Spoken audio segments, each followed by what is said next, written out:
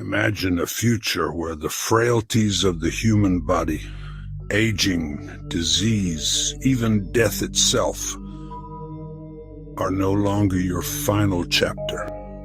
Picture a reality where your physical form is not a cage, but a vessel you can choose to leave behind.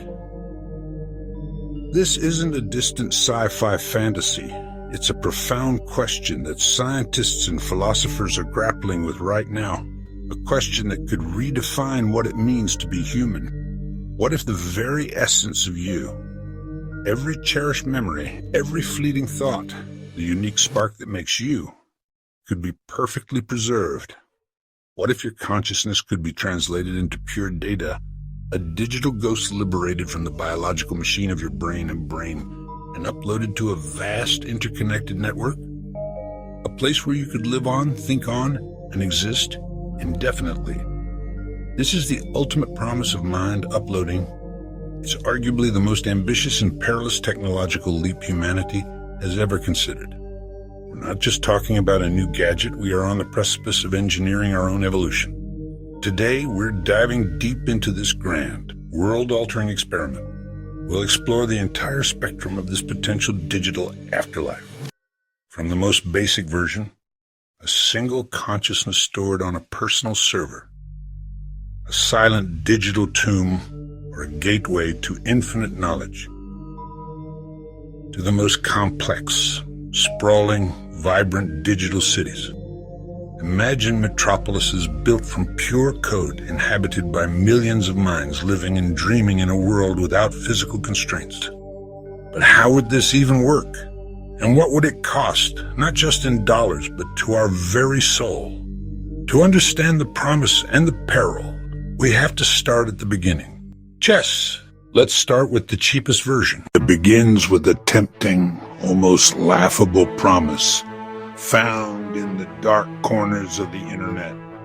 For you can buy a small, sleek cube that claims it can do the impossible. Upload your entire consciousness, your memories, your very soul, into a single gigabyte file. Are simple. Place it on your temple, press the button, and wait for the blue light to turn green. You feel a faint hum, a strange tingling sensation as it begins its work. A soft blue glow pulses, promising a new beginning. But then, something goes wrong. The hum becomes a screech. The calming blue light flickers, then erupts into a violent, glitching red. Digital static screams in your ears. The device overheats and dies. Let's scale up the ambition and the danger. Forget the cheap gadget.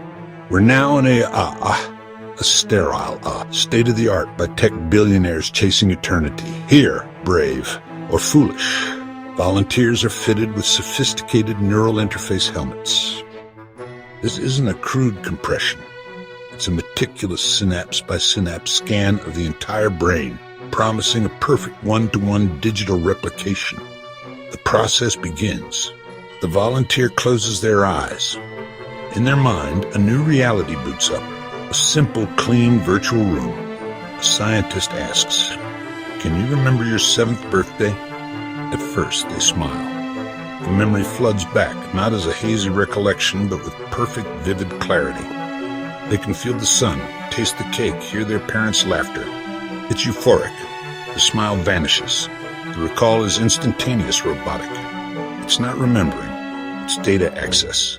And that's when the change happens. Suddenly, their eyes begin to glow with an intense electric blue. The warmth is gone, replaced by the cold light of a processor. The person you were speaking to is no longer there.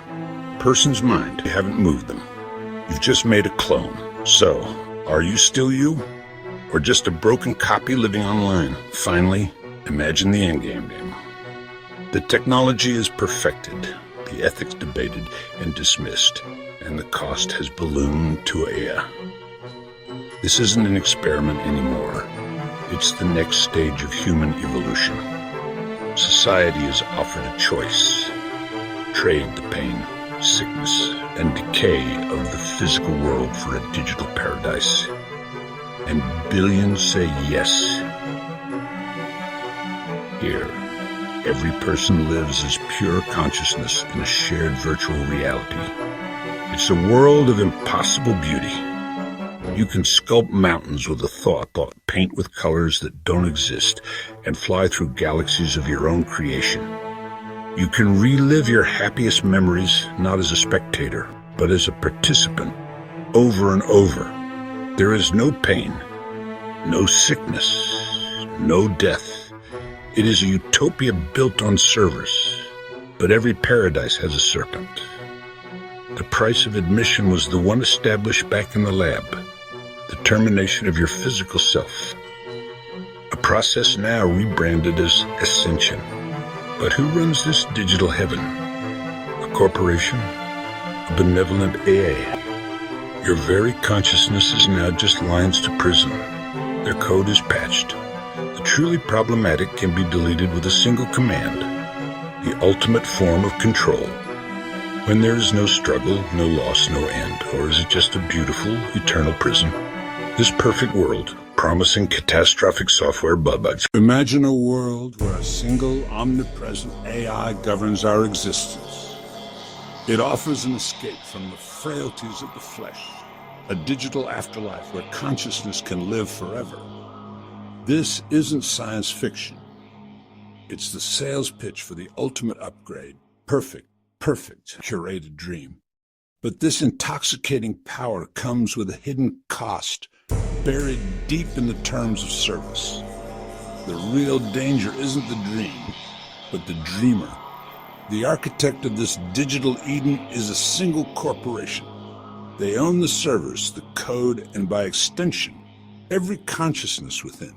The key isn't held by its inhabitants, but by a board of directors who can edit memories, alter personalities, or create a personalized hell just as easily as a heaven. There would be no grand battle, no dramatic final stand. Just a memo, an executive decision, and the flick of a switch in a cold, dark server room. In that instant, what happens to the millions of human souls? They don't just vanish.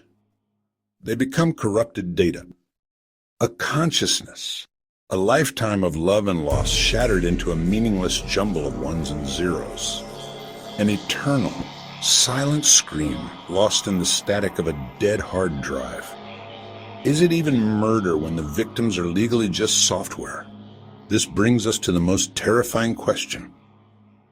In our desperate flight from mortality, have we achieved immortality, or merely traded a biological cage for a digital one? A prison with no escape, no parole, and not even the release of a true death. You've become property. Your consciousness is a product, your existence subject to the whims of a market you can't influence. You haven't escaped death. You haven't escaped death.